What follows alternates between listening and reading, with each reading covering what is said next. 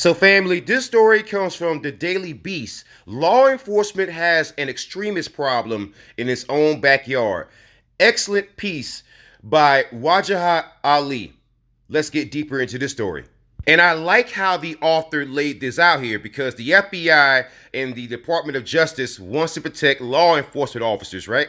Well, the only way to do that is to root out some of the extremists that are within U.S. law enforcement, because many of those people, as you saw, were rushing the Capitol during January the 6th. And when the FBI raided the Mar-a-Lago in Florida, you saw a lot of reactions from certain law enforcement officers. So you got a problem there that you must address.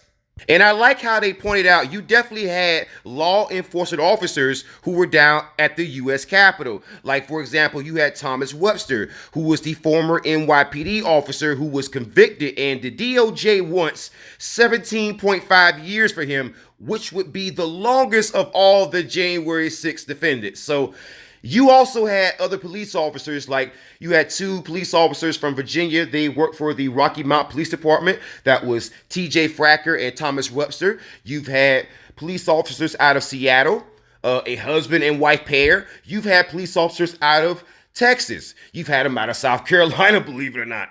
All right, some of them who wanted to go down there, they didn't actually go, but some of them actually wanted to go. You had some out of Louisiana. You had some out of New York. You had some out of New Jersey. You had police officers all over the country who were doing this.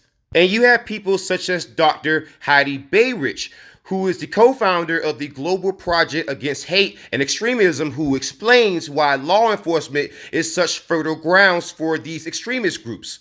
And she is saying exactly what I've been telling you. Cops are more conservative than the average person. And so these far-right groups are already super conservative, so it's not hard to bridge that gap. And also, cops provide them legitimacy. And also, cops are seen as community leaders. So if you are seen as a community leader, it doesn't really matter how extreme you are, you can be accepted. And the FBI has already conceded this back in 2006, 2015, 2021. You've had several years, gaps in years, in which the FBI has conceded there's a problem with white nationalists and also extremists and far-right groups infiltrating law enforcement. And you've even had former FBI special agents such as Michael German, who has said there's racism and white supremacy hidden in plain sight in law enforcement.